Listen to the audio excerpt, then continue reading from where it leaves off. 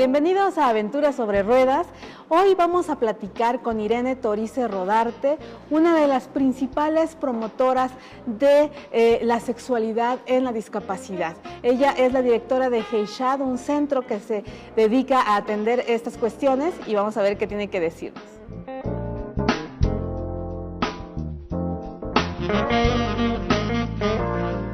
Bueno, nosotros hacemos un poco de todo. Nuestro target más importante es la educación de la sexualidad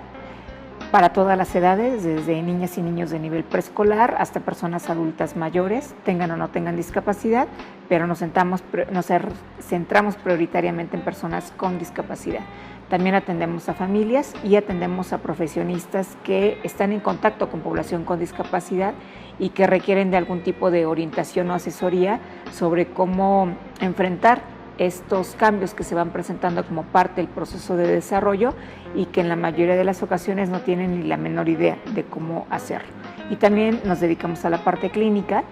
damos atención especializada a personas o a parejas en donde uno de los dos tiene una condición de discapacidad, que tienen dificultades en su relación de pareja como tal, que tienen dificultades por alguna disfunción sexual que puede estar derivada o no de la condición de discapacidad. Y en todo este trabajo clínico a lo que le apostamos es a la desgenitalización, que la mayoría de las personas se nos ha enseñado que lo que vale en la relación sexual es justamente la relación coital, la relación genital, y en este proceso que hacemos nosotros de tipo terapéutico, de acompañamiento, lo que buscamos es que recuperen el resto de los sentidos, que recuperen esta parte de la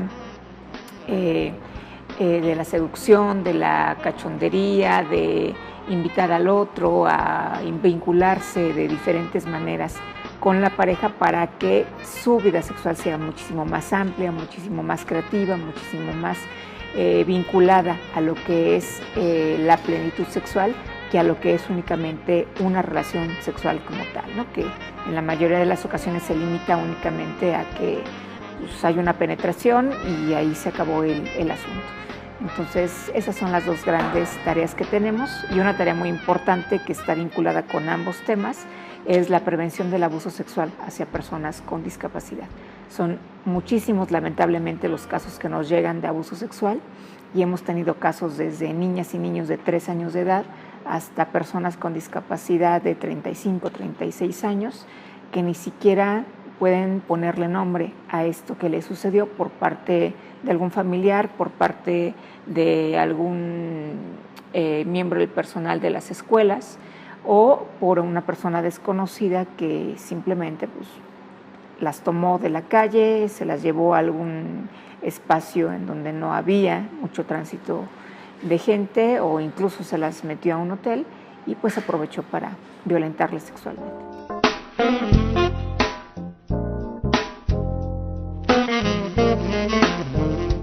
Bueno, pues es una situación desoladora en muchas ocasiones porque no hay los suficientes servicios que se requieren para poder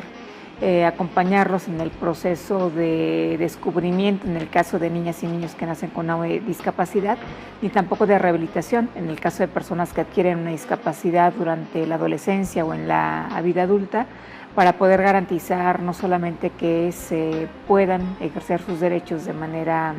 libre, sino también que tengan los servicios que se requieren para poder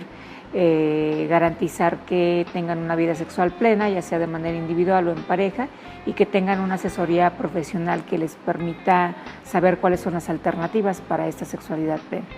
El interés, si bien ha existido de parte de las autoridades o de los gobiernos, no ha logrado aterrizarse como para poder garantizar, por ejemplo, que los centros de atención múltiple, en donde se atienden niñas, niños y jóvenes,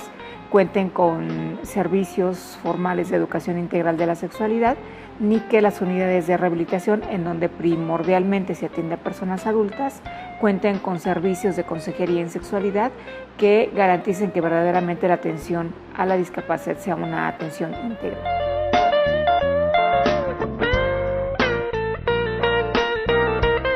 Primero que nada, tendría que existir esto que yo te mencionaba hace un rato, un servicio de consejería en sexualidad en cada unidad de rehabilitación, sea esta pública o sea privada. pero por supuesto que la consideración es que a nivel público están mucho más obligados que a nivel privado. Y en cada centro de atención múltiple o en cada escuela que atienda a población con discapacidad tendrá que haber un servicio de educación integral de la sexualidad que se incluyera en la currícula escolar y que no solamente se garantizara el que los chicos y las chicas con discapacidad adquirieran competencias académicas, sino también competencias para prevenir, por ejemplo, un abuso sexual, un embarazo no planeado y que pudieran tener un desarrollo de la sexualidad saludable. Eso sería lo ideal. Lo más ideal aún sería que todas las unidades de atención primaria a la salud y todas las unidades de aproximación, por ejemplo, a servicios recreativos, tuvieran también talleres o conferencias que versaran sobre el tema de la sexualidad de las personas con discapacidad, en donde no solamente las personas con discapacidad se vieran beneficiarias, sino también sus familias. Con las familias hay muchísimo trabajo por hacer. Si bien ha cambiado la concepción que tienen las familias respecto a la educación sexual que deben brindarle a sus hijas o hijos, aún existen muchos temores que es importante